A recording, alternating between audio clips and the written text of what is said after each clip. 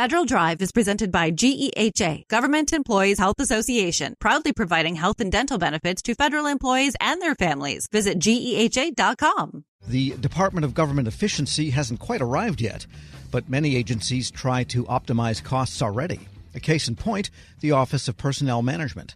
When thinking of new technology projects, OPM officials are trying to get a handle on potential costs earlier. I got more detail when I spoke with OPM's Deputy Chief Information Officer, Melvin Brown. Well, we just finished our 2-year sprint to the cloud where we've moved about 90% of our applications to the cloud. And now our focus over the next couple of years is going to be around modernization and optimization. How do we get the max that we can out of our cloud investment? How do we optimize at scale? And then how do we reimagine or modernize our applications with a focus on AI and envisioning what that application would look like now as we reimagine that in an AI environment. So this is something you had to do in that order, get them to the cloud, then work in that way rather than the other way around? Correct. We had to get things into the cloud so that we can take advantage of cloud services. And so now that we're in the cloud, we can now take advantage of services that we could not have taken advantage of when we were in an on-prem environment. And to optimize in the cloud, does that mean spend control, data flow control, and also functionality updates? Oh, well, yeah, it's a little bit of both. And so it's becoming cost aware. And so now, we've adopted what we call our FinOps framework, which is an open source framework for cloud optimization. And within that framework, we're using what we call cost aware. And so that's moving cost, shifting it left such that now at the form of ideation, when we're starting to ideate around a problem, we're starting to think about what is that going to cost us. And so then we can now have a better idea about the cost of that solution once we start to build and deliver that. So that's one strategy. The other strategy is how do we start to refactor existing applications that are already in the cloud such that we can optimize that spending and get it down. And then the last thing that we're looking at is around our ability to get to unit cost economics. And so I'll use USA Jobs for an example. What we're trying to do right now is reimagine or re-envision what that would look like in a future state so that we can determine what the cost of hire looks like. And then with that unit cost economics, how do we lower the cost to hire so that we can start to maybe now bundle our services going forward and deliver more value for our customers and stakeholders. And you mentioned artificial intelligence is something you're using to optimize in the cloud. What is that all about? So right now, one of the things that we're focusing on is from an AI perspective is we're looking at how do we take our legacy code, or how we've got mainframes. And so how do we take that legacy mainframe code and optimize it now in the cloud? And so we're going to be exploring using artificial intelligence as a way to do code conversion and putting that into the cloud and then decommissioning our mainframe hardware going forward. Right, because the number of lines of code, the number of execution cycles is sometimes less with the legacy code. And once you're in the cloud and you're paying for cycles, does that increase the cost?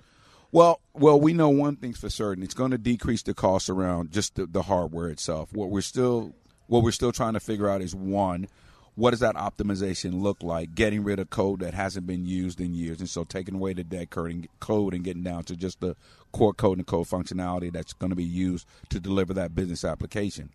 In addition to reimagining, what that would look like going forward, the biggest challenges that we see are going to be our existing APIs and data connections that we have to make sure we get those right going forward. But that's pretty much where we are. We're kind of in the early stages of that, but that's the direction that we want to start to go in. And you don't hear the word business process reengineering very much, but if you are going to refactor code, isn't that the time at which you should say, well, let's think about how we're doing this in the first place before just converting the code that's been running for 30 years? That is correct. And so, understanding the new business process and the new business pain points, if you will, and understanding what are those key pain points to the business and how do we alleviate those pain points with a new or reimagined code set going forward.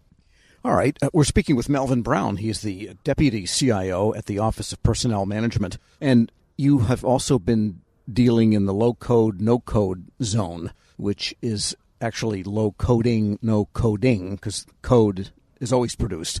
Why is that, and what are you seeing the benefits of? So there's a couple of things. I think the biggest benefit to us is it's help us to get to scale, very quickly with some of our mundane back office support services. And so even though these services aren't necessarily delivering to our customers, improving how we operate and manage internally with some of these low-code solutions, even around our governance model for some of our approvals for acquisitions and meeting our FTAR obligation around reviewing the acquisitions that are $250,000 and above. We've now taken what was a manual paper-based process and we've digitized that in a way now that is automated. And regardless to where I am, I don't have to sign anything manually anymore. I don't have to manage it in my email anymore. And now we've got a set of data and an archive strategy to where we can go back historically and look at what our acquisitions were, what are our costs, what approvals have been made, and that's all because of that low-code environment that we have. It sounds like a lot of IT shops are like the children of the shoemaker, that your own processes are kind of antiquated, signing paper documents, paper workflows, that kind of thing that you're trying to get around. That is correct. When we first took on this project, sad to say that we were still before COVID, routing around the signatures in a manila folder. And that was kind of shocking to me. Then when COVID hit, they just took that manual process and moved it into email. And so now we've taken what would have been it's gone from a manual to an email to now a digitized process in a low-code environment that has now streamlined our governance around how we invest in our acquisitions. And one of the ways that OPM touches every employee, of course, eventually is the figuring of their annuity when they retire. And this is a process that causes a lot of pain. What is the status of modernizing that, of automating that? I mean, some people have very complicated employment histories in and out of the government or many different agencies. Is it automatable? It is, and so I can say that we have a great partnership with our retirement services colleagues. We've got an IT modernization roadmap that we've put together with them. We just recently launched a pilot that's coming to an end about our online retirement application, which is designed to allow federal employees to submit their application electronically now, thus streamlining that part of the operation. We're still in the middle of that pilot, getting our lessons learned, and so we're going to be iterating on that going forward, with the goal of a true end-to-end automation of the retirement services process. Yeah, because, someone, just to make it up, maybe 30 years ago, they spent 10 years as a career in the military uniform. Well, then they left, and then they came back as a civilian in one of the civilian agencies. And, I mean, this is how complicated it gets. What would be incumbent upon the original agencies to help you automate that? Or is that something that you can make APIs to the Army from 30 years ago? Well, I think, as I said earlier, we're still in the early stages of this pilot. Data is going to be a key. Yes, there will have to be APIs that are going to be built, but that is all a part of the design of retirement services modernization, that we create an end-to-end process to streamline that operation for our retirees. And let's talk about the front end of this, USA.gov, that you mentioned in the beginning.